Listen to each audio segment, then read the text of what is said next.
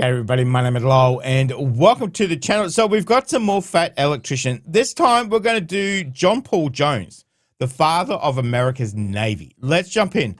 Let's have a look at this story. Behind every big movement in history, there's a hero, and that hero seemingly gets all of the credit, but behind that hero are other men that were deemed too rough around the edges to get any of the fame. For every George Washington, there's a Daniel Morgan. For every Abraham Lincoln, there's a Cassius Clay. For every Omar Bradley, there's a terrible Terry Allen. And for the United States Navy, there's this man. Today we're talking about John Paul Jones, the father of the United States Navy. Ladies and gentlemen, it's pretty well understood that America won the Revolutionary War by utilizing guerrilla warfare tactics. What's less understood is that while American Revolutionary War heroes like Daniel Morgan, Andrew Pickens, and Francis Marion were conducting guerrilla warfare in the United States, John Paul Jones was utilizing guerrilla warfare tactics on the water and taking that fight all the way to the British, becoming the first man to attack Great Britain on their own turf in over 100 years. He was the first man to raise an American flag on the first ever U.S. Navy commissioned warship, the USS Alfred. He was there and he participated when the United States Marine Corps made its first amphibious landing in history. He was the first American to ever capture a British warship, and to the best of my knowledge, he was the last American Revolutionary War hero to be brought back home and laid to rest. Our story begins in 1747 when a young John Paul is born. Note, it is just John Paul, not John Paul Jones. Yet. He was born in Kirkby in Scotland on the prestigious Abigail. Hey, Scottish. Nice. Okay.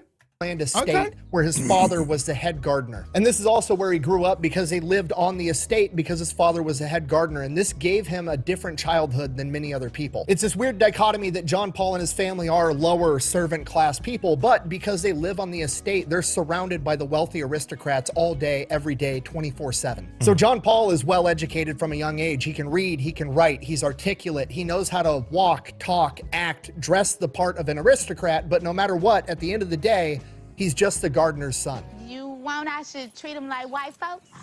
No. What's the name of that Peckerwood boy from town that works with the glass? Oh, you mean Jerry? That's the boy's name, Jerry. You just treat him like you would Jerry. John sees and feels this treatment his entire childhood, and it doesn't take long for him to catch on that he's never not going to be the gardener's son. So he has to come up with a way to change his stars, so to speak. And the easiest way to go about that is for him to pursue a career in the Navy and become a captain of a ship. And captains back then, referred to as masters, are almost always part of the aristocratic, wealthy society. So that's what he wants to do. He becomes an apprentice on a merchant marine vessel at the age of 13 years old. For the next 4 years, between the ages of 13 and 17, he apprentices on a ship. Can you imagine going on a ship at 13? Dang. Called the Friendship, learning anything and everything he can about how to be a good sailor. Then after 4 years, the Friendship ends up getting sold, and 17-year-old John Paul is out of a job and unemployed. So he takes the first job that he can get, which unfortunately is working on a slave ship in the transatlantic slave trade. He does that for several years and he hates it the entire time. He finds the slave trade to be absolutely disgusting, later in his own writings describing it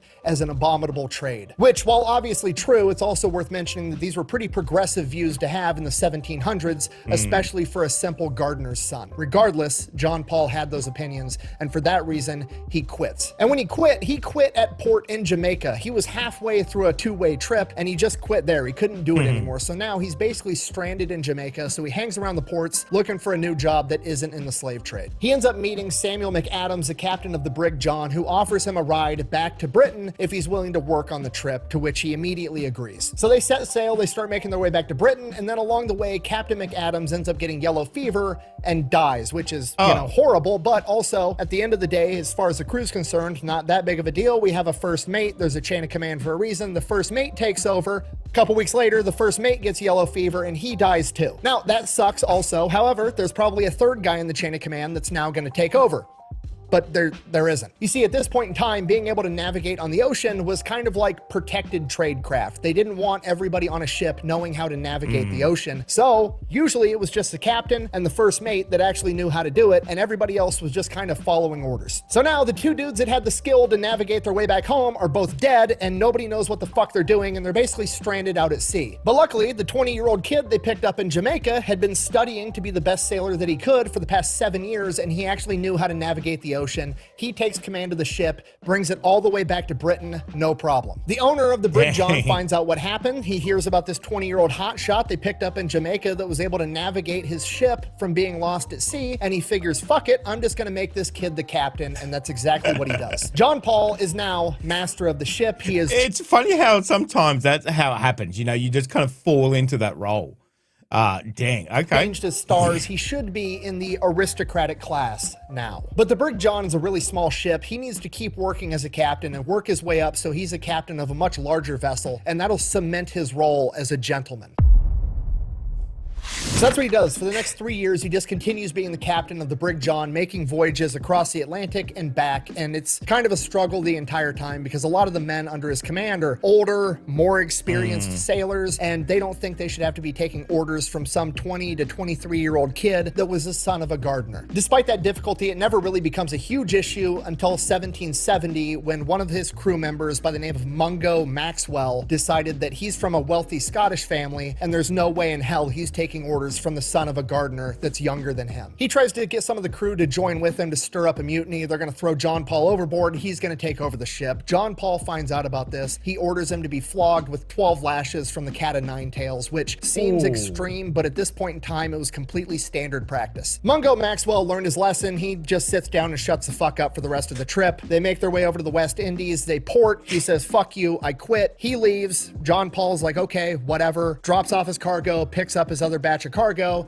He heads back to Britain. Upon making port back in Britain, John Paul is immediately placed in shackles and arrested and put on trial for the murder of Mungo Maxwell. Apparently, after leaving John Paul's ship, he found another ship that took off sooner than John Paul did, headed back to Britain, and on that ship, he got yellow fever and he died along the voyage, and now his wealthy Scottish family is claiming that John Paul murdered him. So John Paul has to post bail, get permission from the court to travel back to the West Indies, get documentation from the port authorities saying that Mungo Maxwell was there, he was alive, and John Paul didn't kill him. He gets that documentation, then he has to find out the other ship that he took back to Britain, track down that captain, and get documents from that captain saying, yeah, he was on my ship, he got yellow fever, he died. He gets all those documentations, goes back to the court. His name is legally cleared, but this whole process takes like 6 months, and his name is getting drugged through the mud in the court of public opinion the entire time. So while he's legally not a murderous captain, a lot of people don't know that. So that sucks, but there's nothing he can do, so he just keeps doing his job. And then 2 years later, he is given a promotion. He's given the command of a much larger cargo ship called the Betsy. And the Betsy is a humongous cargo ship. It's one of the biggest ones that Britain has. So at this point, he should definitely be in that wealthy aristocratic class. He should be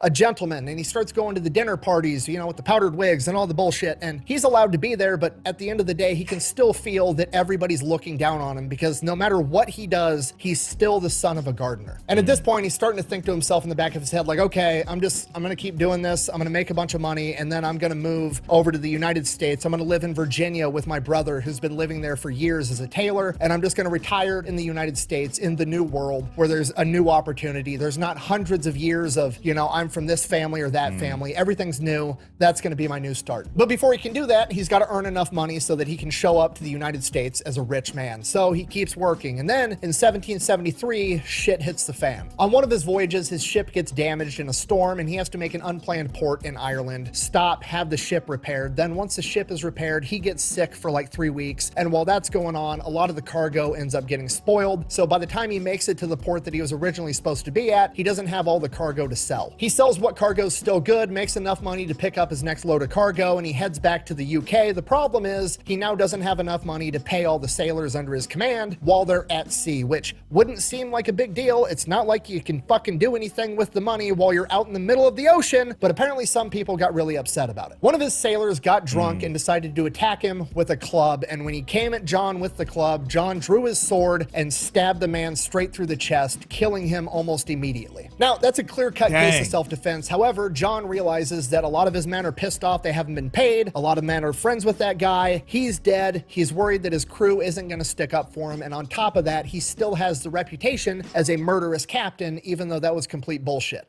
Talk to you. So John, fearing he's not going to get a fair trial, flees to America and starts living in Virginia with his brother, the Taylor. Now, this is late 1773. He's now stuck in Virginia. He's basically lost his career as a ship captain. He adopts the last name Jones, becomes John Paul Jones, attempting to not be found. He doesn't really know what to do with himself. Presumably, he's depressed. He just kind of hangs out at his brother's house all day. He's reading, doing philosophy, poetry, just trying to take his mind off the fact that his entire life plan has just been completely derailed. Then in 1775, the American Revolution kicks off, and holy shit, this is his chance. He can go serve in the United States Navy and make something of himself. So he immediately heads off to Philadelphia and volunteers to join the United States Navy, which at this point doesn't even exist yet. And at this point, not a lot of experienced men were going to volunteer to join the United States Navy because the Continental Congress was issuing letters of marque or marquee. A letter of marque was basically a permission slip from the Continental Congress, the government of the United States, to go out and be a pirate. If you were some random dude and you had a boat with guns on it and you wanted to take that boat and go rob the British, you were absolutely welcome to do so. Bring your loot back to America and you could keep it. Which meant that pretty much all the experienced sailors in America were given those two options. You could join the United States Navy, be treated like a peon and get a small amount of money for your service, or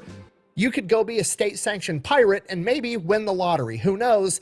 Most people are taking that second option, but not John Paul Jones. So John Paul Jones gets commissioned as a lieutenant right out of the gate, and he is serving under Captain Essex Hopkins, the man that's in charge of the entire United States Navy at this point, aboard the USS Alfred, the United States Navy's first ever commissioned warship. And while serving there, John Paul Jones is the first man to ever raise the Grand Union flag aboard the USS Alfred. If you don't know, the Grand Union flag is essentially, in my opinion, the first American flag. It still has the British flag in the upper left-hand corner, where today we have 50 stars, but it has the stripes for the 13 colonies. And the message was clear. This was 1775. America hadn't declared its independence yet, but there was a rebellion going on. So the meaning behind that flag was, hey, we're united, we're armed, we're ready to fight, but we're still willing to reconcile if you agree to start treating us appropriately. And that's why they left the British flag in the upper corner.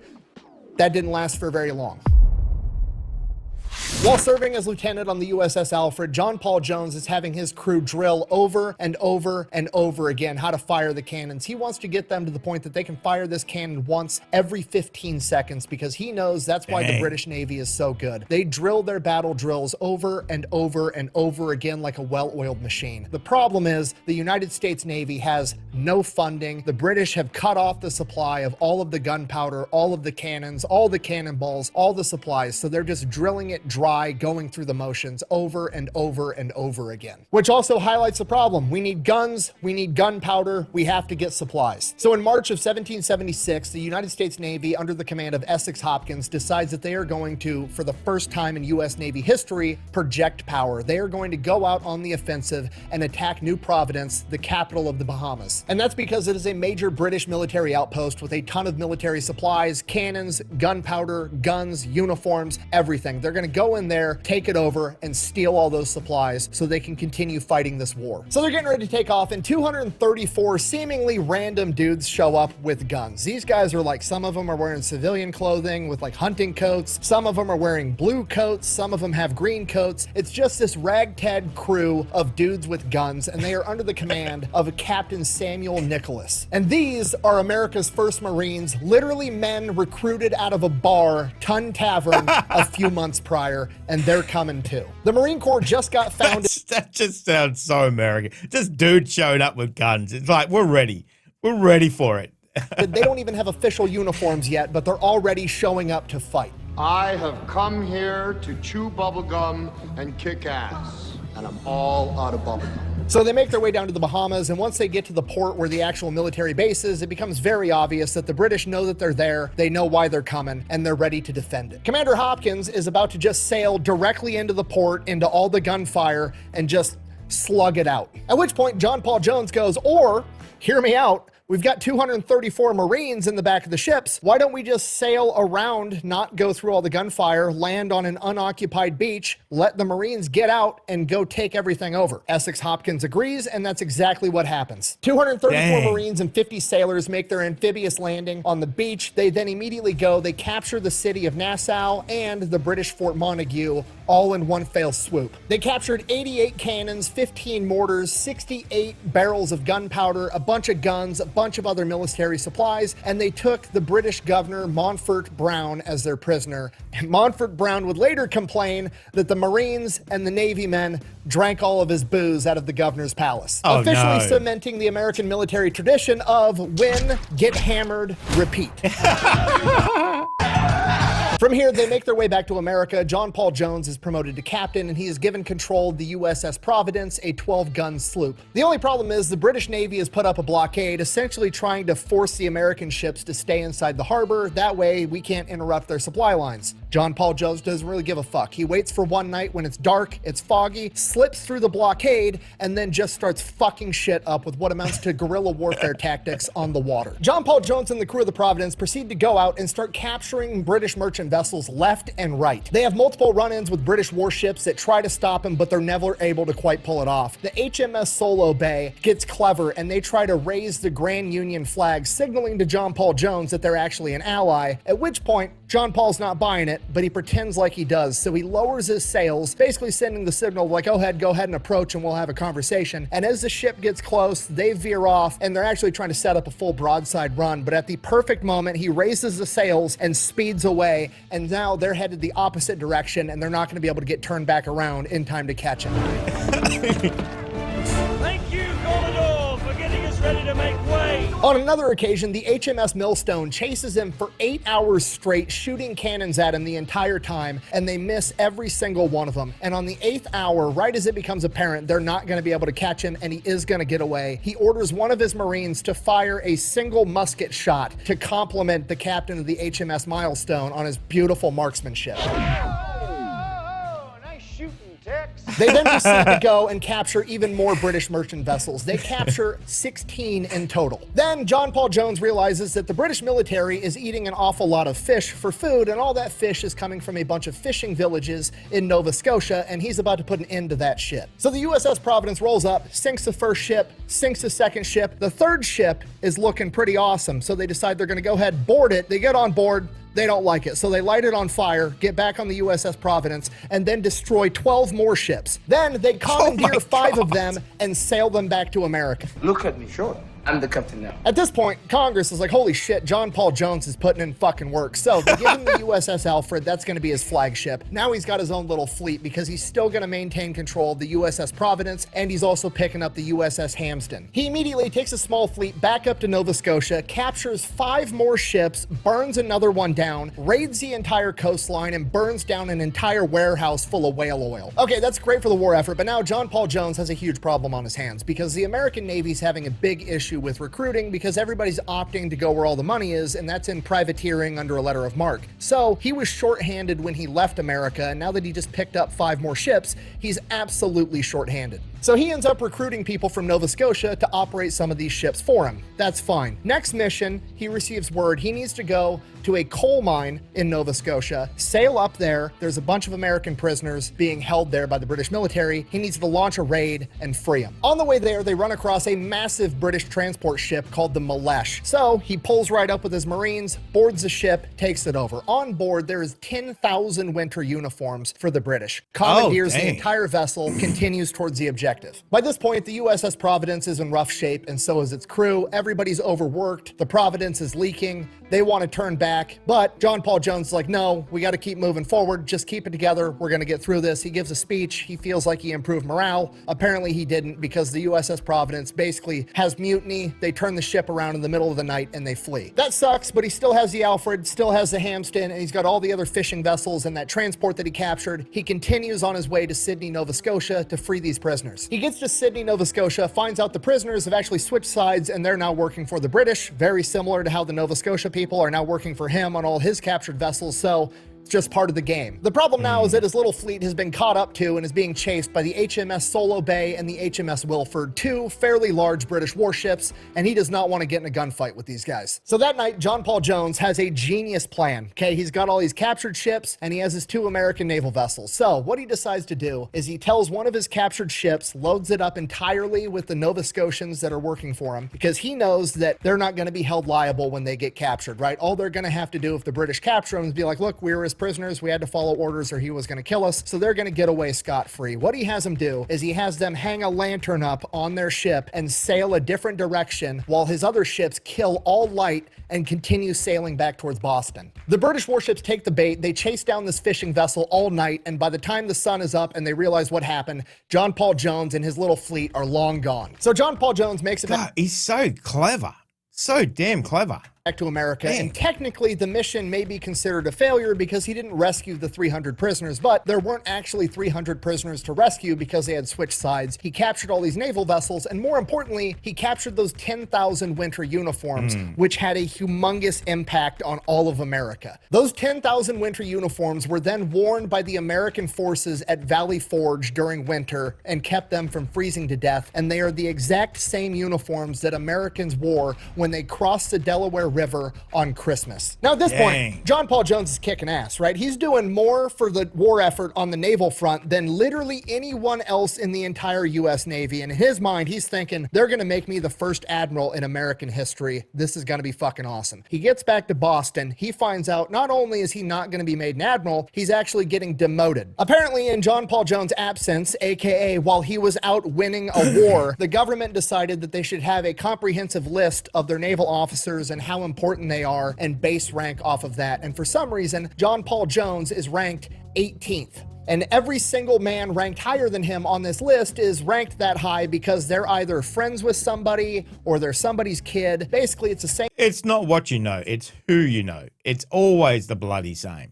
Bullshit the British were doing with their aristocracy. They're rewarding connections and not ability and merit and getting the fucking job done. So John Paul Jones is absolutely pissed. They take away his fleet, they take away the USS Alfred, and they give him a smaller sloop called the USS Ranger and give him orders to sail to France, where he is going to meet up with Benjamin Franklin, where he is supposedly going to pick up a new frigate, an actual warship with a ton of guns. So there's a little bit of a silver lining. He makes his way over to France. So he sails across the Atlantic, he's about to France, and then one of his spotters sees 17 sails off in the distance, and he's thinking, surely, this is a British supply convoy, we're gonna fuck all them up, then we'll go to France. And the crew is actually pumped about this, because by this point in the war, the United States government had decided that whenever a US Navy ship captures a British ship, the crew would get a portion of the money that they captured, and this was gonna help them with naval recruiting, so not everybody wanted to go be a privateer and do a bunch of pirate shit. So the crew's pumped, they're ecstatic, they're chasing down this supply convoy, they're all gonna make a bunch of money, it's gonna be awesome. They get up on this supply convoy and they have the oh shit moment, because yeah, it's a big British supply convoy, but it's being escorted by the HMS Invincible, a massive British warship with 74 fucking cannons on it. We're all gonna die together out here. You're a good group of boys to die with, I'll tell you that much. Now they're kind of screwed because they approach the convoy from the rear. So if they peel off and turn around, the HMS Invincible is probably going to see them and they're going to chase them down and they're absolutely going to sink them. So John Paul Jones, master of fuckery, immediately pulls down anything that would signify that they're Americans and just pulls in with the rest of the convoy and pretends to be a British merchant ship all day long until nightfall. Oh my God.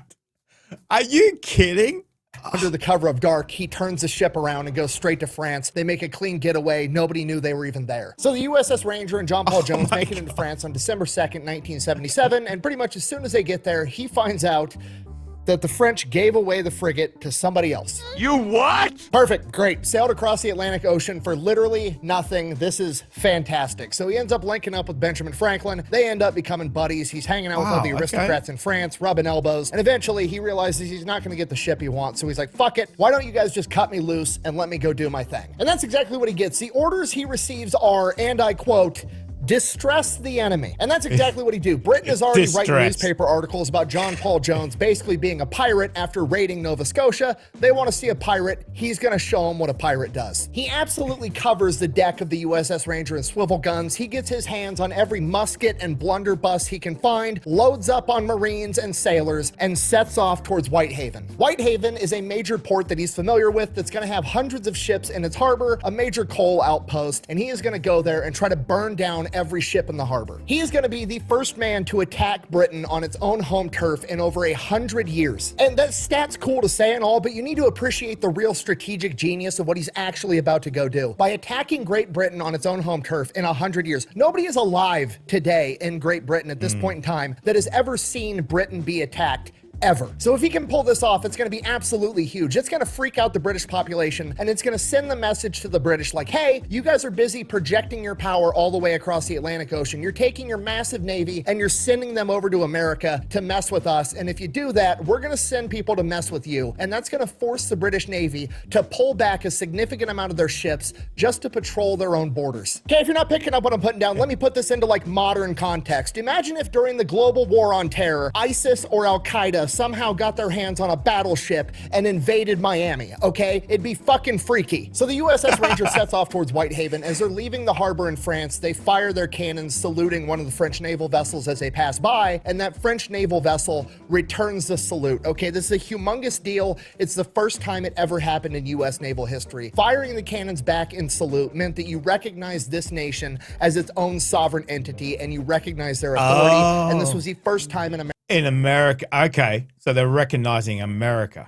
history that it ever happened. So the USS Rangers headed towards Whitehaven, and John Paul Jones, his lieutenant, lets him know like, hey, there's some of the members in the crew that want to have a mutiny. They think this is a crazy plan, and they kind of want to throw John Paul Jones in shackles and sail back to America. Luckily, not all the crew is against John Paul Jones on this, especially the Marines who are there to keep order, and they've had his back the entire time. They kind of tamp down the mutiny and continue towards Whitehaven to go on this mission. So they arrive there on April 23rd, 1778, and early morning hours, he has to make a decision how he's going to go about this. And what he figures is he can't take the whole crew out because half the crew's mutinous, so he's going to end up leaving the Marines with the ship because he doesn't want to leave the mutinous crew there. He doesn't want to take them with him because he doesn't trust them. He doesn't want to leave them there alone because they might steal the ship and leave him stranded. So the Marines are going to stay there with the mutinous crew, hold them on the ship, make sure they don't leave John Paul Jones and the men that he has loyal to him. So he's going to go out in rowboats in 2 groups of 15. You got John Paul in one group, and then you got 15 sailors in the other. John Paul Jones is going to take his men. They're going to scale the walls of the fort. They're going to sneak in, kill the guards if they have to, and then they're going to take nails and they're going to hammer them into the ignition holes of the cannon, rendering the cannons absolutely useless so that they don't get shot at. And while that's going on, the other crew is going to go out to the harbor with lanterns and burn every ship to the ground. So John Paul Jones and his crew go, they scale the walls to the fort, the guards are asleep, he's trying to be quiet, doesn't kill them, doesn't fire a shot, trying to be stealthy, goes in, renders all the cannons completely useless. So at this point, John Paul Jones is thinking, okay, good, that's taken care of. Now he's going to go out in the harbor and help the rest of his men burn 100 ships down. He looks out into the harbor, there is a distinct lack of shit on fire, so he goes out there, he's looking for his men, he's like, what the fuck is going on? And then he starts hearing alarms going off. The people in the town are waking up, they realize they're being invaded, and they're setting off alarms. He finally finds his other group of men, and half of them are drunk, and he's like, what the fuck is going on? It's raining, the lanterns couldn't light very well, they were trying to light ships on fire, they got one ship to actually start burning, it didn't even burn down all the way because everything's raining and wet, and they couldn't get a fire started. So apparently, the other group of sailors said, fuck it,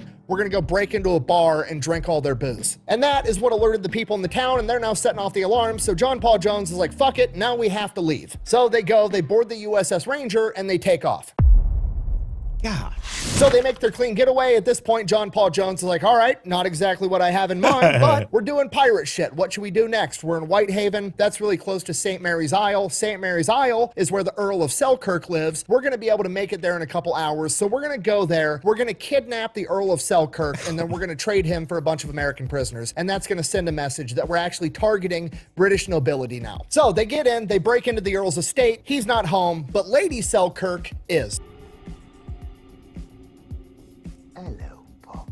Now at this point, his crew is like, let's plunder and steal absolutely everything so we can all sell it and get a big payday. And John Paul Jones is like, no, we're not going to do that. What we're going to do is we're going to steal one thing. We're going to steal their silver plate, you know, like the silver dining dish for like a tea set. We're going to steal that and only that, and then we're going to leave. Okay, this is perfect. It's the perfect plan, and here's why. Because by stealing the silver plate, it just ruins the entire tea set, which, is that a big deal? No, of course not. But to fancy British nobility, it's the end of the world that grown men broke into their house, and there are now ramifications for their government actions, and it's going to spread across the nobility fucking in circles like wildfire that, hey, we can get attacked too, and it's gonna negatively impact us also. Okay, but here's why it's actually the perfect plan, all right? Now, most historians are gonna tell you that the crew wanted to plunder everything, and John Paul Jones didn't want to plunder anything, and he resisted and he fought them, and he ended up brokering this deal where he only let them steal 1 silver plate, okay? I'm gonna call bullshit on that. It just doesn't make sense if you've ever talked to another grown adult ever. In my super duper not expert opinion, John Paul Jones did this because he wanted to bang Lady Selkirk. What do you mean by that? Whoa. And hear me out, because by stealing the 1 silver plate, he's pulled off the old "I left my hoodie at your house" trick, and now I have an excuse to come back later. And I know this because after they boarded their ship and left, he wrote Lady Selkirk a letter where he sincerely apologized, and it wasn't his idea, and he was gonna buy the plate back from his crew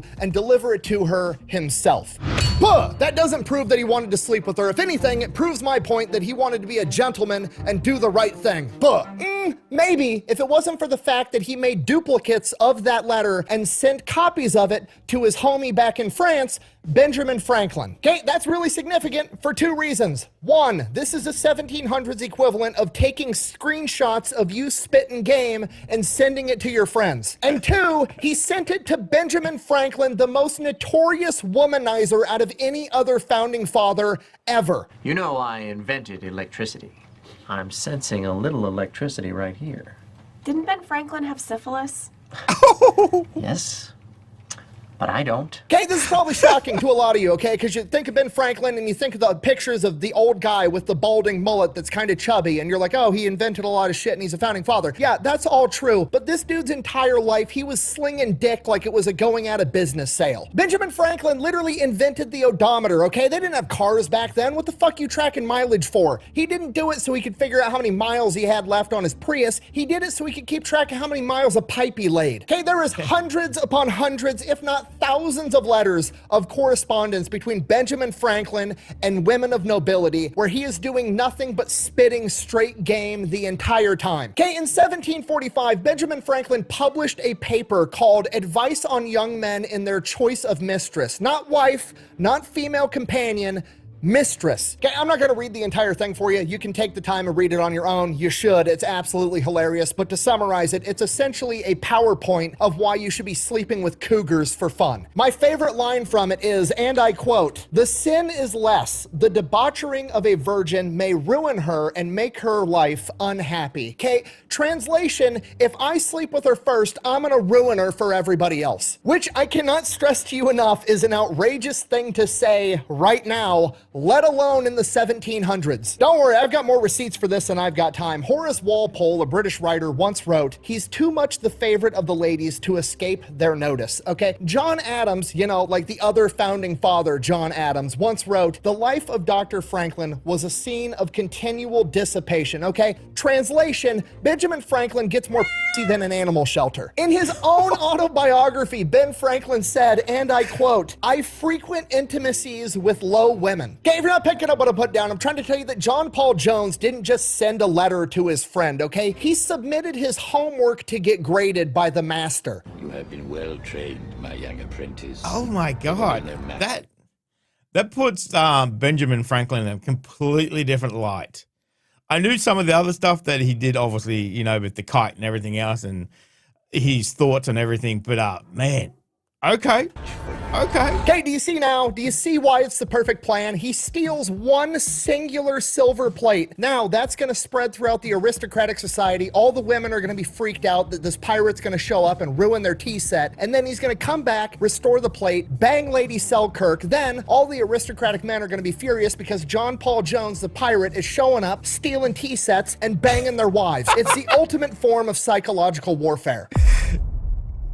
God. So the USS Ranger set sail, they leave the Selkirk estate, and at this point, it's literally only been a day. All of the events that we just covered, Whitehaven and the Selkirk estate, was just April 23rd. It is now April 24th, and John Paul Jones could probably head back to France and be a hero because he's just conducted a major psychological warfare operation. But you know what'd be even funnier? Since there's probably now a bunch of British military vessels in the area, it'd be pretty cool if he strategically transferred one to his possession. He's gonna go steal a British warship and be the first man to ever do it. So he starts making his way back towards Whitehaven, looking for British military vessels. He comes across some fishing ships, gets up close, talks with the people on the fishing ships, and is like, hey, have you seen any British warships around? They give him intel. They haven't seen any over towards Whitehaven, but right across the channel, about 70 miles away, there is a British warship over near Belfast. Perfect. John Paul Jones disguises the USS Ranger as a merchant vessel and then puts on a British uniform. He then proceeds to sail really close to the HMS Drake, pretending to be a British merchant vessel in distress, so the HMS Drake goes out to investigate. The HMS Drake sends over a boarding party to see what's wrong. He politely greets them, lets them get up on the deck, at which point he says, and I quote, "You're my prisoner, sir,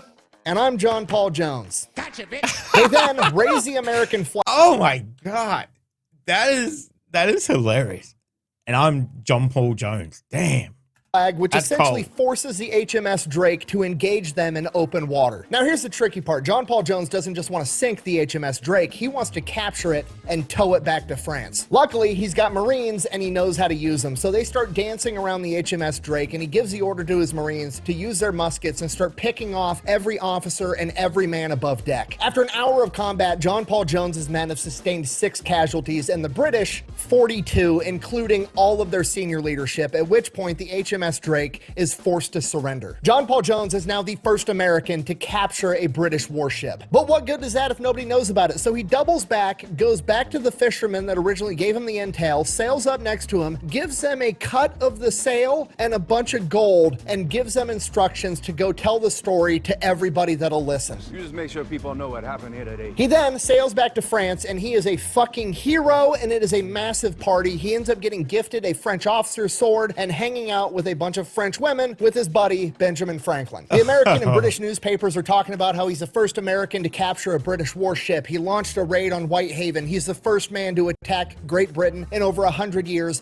and he invaded the Selkirk estate and only took a single plate, proving that he was a gentleman, sending the message that he could have done a lot more if he wanted to. In contrast, the British newspapers are freaking out, calling him a barbaric pirate that has the audacity to attack nobility. After the parties and the celebration dies down, the political bullshit sets in. John Paul Jones is like, okay, I've proved myself. Give me a better ship and then give me some more ships to support me. Let me take an entire fleet out and go do this. I'll wreak havoc everywhere. But for some reason, the government just isn't doing anything. They won't give him a fleet. They keep offering him like bullshit tiny ship after bullshit tiny ship. He's writing letters of protest to everybody that'll listen. And in one of these letters, he writes one of the most famous quotes in U.S. naval history. "I wish to have no connection with any ship that does not sail fast, for I intend to go in harm's way." Translation, I want to haul ass and beat ass. Give me a fucking ship. Yep. After like what is going on with the government? Why can't they see, you give him a better ship, he's going to be able to do better things? 6 months, they finally give him a 42-gun ship that he renames the Bomb Richard, which translates to the Poor Richard, which is a play on Benjamin Franklin's Poor Richard's Almanac. In addition to that, they give him 4 other smaller ships and 380 men, and he now has his own little fleet. And on October 17th, 1779, they leave port to distress the enemy even more. For the next month and a half, they just sail up and down the British coast, wreaking havoc. They seize 12 merchant vessels. They make landings in Ireland and Scotland, forcing the British to scramble and panic. Then on September 23rd, 1779, the grand finale, his little fleet comes up on a massive fleet of 40 British cargo ships. The only problem, they're being guarded by 2 British warships, the HMS Serapis, which is a massive 50-gun frigate, and her support ship, the HMS Countess of Scarborough. Okay, here's the problem. The HMS Serapis, absolutely on paper, should beat the Bomb Richard, okay? Despite what John Paul Jones wanted, the Bomb Richard is not a fast military ship. It was a merchant vessel that he converted into a warship. It's big, it's slow, it's clunky, it's old. But you know what? Fuck it, he's got Marines, we're gonna figure it out. So John Paul Jones is gonna take his weakness and turn it into a strength. What's his weakness? He doesn't have a ship that's that great. He doesn't really care about the ship. That's actually a strength. You gotta realize this is vehicle on vehicle combat, okay? If you're having road rage with some dude in a Lambo and you're driving a 1994 clapped out F-150, you think you're gonna let the dude in the Lambo win? No, you have nothing to lose. So John Paul Jones opens up the fight by pulling up right next to the Serapis and lashing the ships together. together. John Paul Jones has just turned this into a close quarters slugfest, and he's got Marines. They're opening up with their muskets, their blunderbusses, they're throwing grenades. It is a shit show. The Serapis is opening up with its cannons, blowing the bomber shard to smithereens, at which point it becomes obvious the bomber shard is going to sink. The British officer yells over to John Paul Jones, "Are you ready to surrender?" To which he famously replies, "I have not yet begun to fight." He then orders the entire ship to board the HMS Serapis, and they engage in close quarters combat for 3 hours. John Paul Jones and his crew win, forcing the British to surrender on their own vessel. He then cuts the bomber shard loose and lets it sink.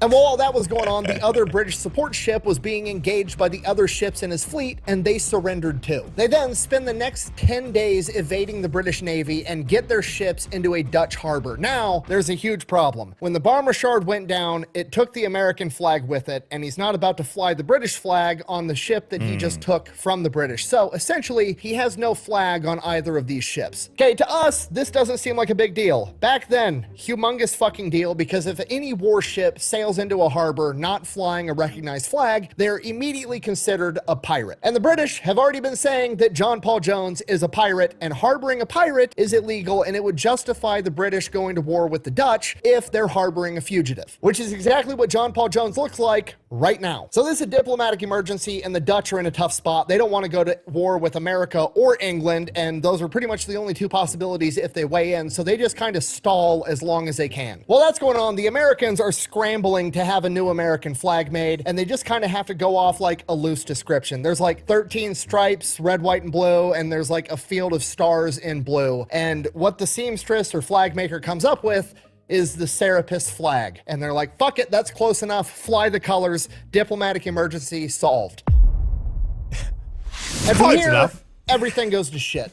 John Paul Jones is ordered to turn over the Serapis to the French because technically they're the ones that gave him the bomber shard and financed the entire endeavor. So that's their ship now. And he is then sent back to America. Once he gets back to America, he is given a golden medal by Congress, which is the equivalent to a Medal of Honor back in this point in time, similar to the one that Daniel Morgan was given because the Medal of Honor didn't exist yet. He is then pretty much stuck behind a desk on administrative duty because the United States Continental Congress doesn't think that they actually need to have a strong naval presence once the war is over, and the war is winding down and it's looking like America's gonna win. John Paul Jones continues to advocate and is very adamant that America should have a massive, strong, powerful navy, but nobody wants to listen to him. The American Revolutionary War comes to an end, and the Continental Navy is essentially disbanded because America has no interest in having a navy other than defending its own shores, and now John Paul Jones has nothing to do. Then in 1787, Catherine the Great of Russia comes knocking because she's fighting the Russo-Turkish War, and she needs experienced sailors to go help her win this war, and John Paul Jones gets the offer and he takes it. With the permission of Congress, he goes over, he fights for Russia, fucks up the Ottoman Empire, and politics strikes again. They don't want some foreigner getting all the credit for these massive, successful naval engagements, so they end up giving the credit to some other dude that's politically connected.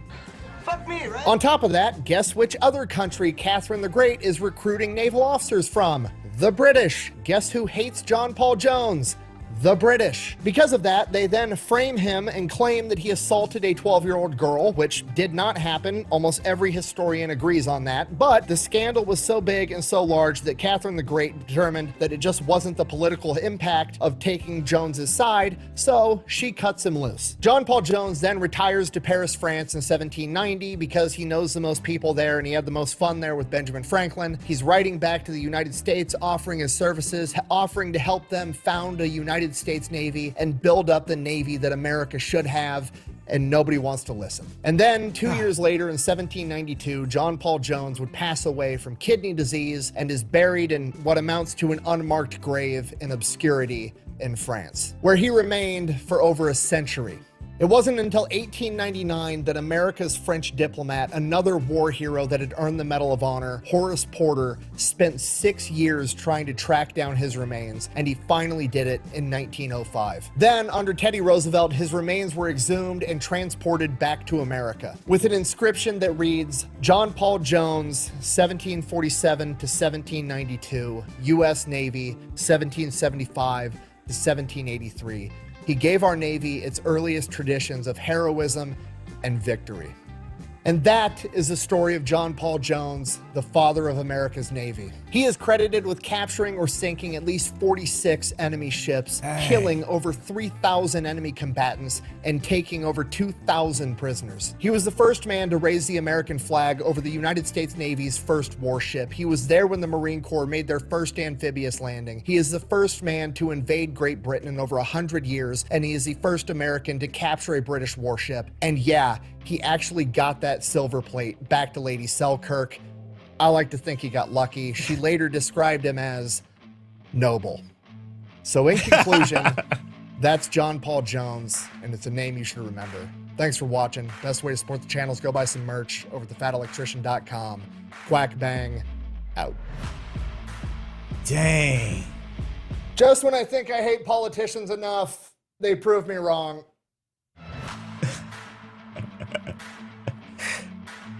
That's ridiculous.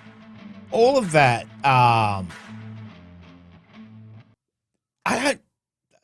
Government, it doesn't matter. You know, we all hate government to some degree, but not to have the forefront, not to have that foresight that what he's talking about, it actually makes sense. You know, it's just they kind of crippled him every step. Don't give him a good ship. Don't give him the people, whatever else. You know, imagine if he had gotten that ship that he wanted right from the start. How different the war may have turned out. Maybe it might have been over sooner than it was. Who knows? But man, I tell you what, his style of storytelling. You know, we've only done one other Fat Electrician video, but his style of storytelling is captivating. That was 44 minutes, and it felt like 10 minutes. That's ridiculous. Ridiculous, his storytelling. He's got some great anecdotes. He's just that energy that he's got in telling the story. You learn history, you know. Another great Scottish. I am actually from Scotland. I have a Scottish flag over there. So anybody that's Scottish, fantastic in my eyes. Another Scotsman that had something to do with America. It is fantastic. Father of the American Navy. Absolutely fantastic. Man, he was wrecking everybody left, right, and center. It was crazy. 46 ships captured, 3,000 combatants killed. You know, a lot of firsts, you know, when the Marines first hit the beach and raising that flag and everything else. It's just, what a guy. All started from a gardener's son. But I guess that goes to show, even in the 1700s, it doesn't matter where you start. It depends on how your drive is and your determination and what you believe in yourself. You know, just do it. You know, that's amazing. Amazing story, amazing storytelling as well, too. So, man, some of those things, like stealing the silver plate, at first you think, why the hell you steal a silver plate? But once he explains it, it's like, oh, that's pretty cold. That's pretty good. I like that. I like that. He's always thinking this John Paul Jones, you know, it's just he seems to be ahead of his time. That's for sure. So, but let me know what you thought of that one. Another great video. Definitely, I will leave the Fat Electrician link if you haven't already checked him out down there in the description, guys. Thank you very much for joining me today. Make sure you stay safe, and I'll definitely see you in the next reaction video. Oh, you're still here? You want more content? Why don't you check out my Patreon down here? You'll get plenty more content and some exclusive videos over there too. If not, why not check out this one over here?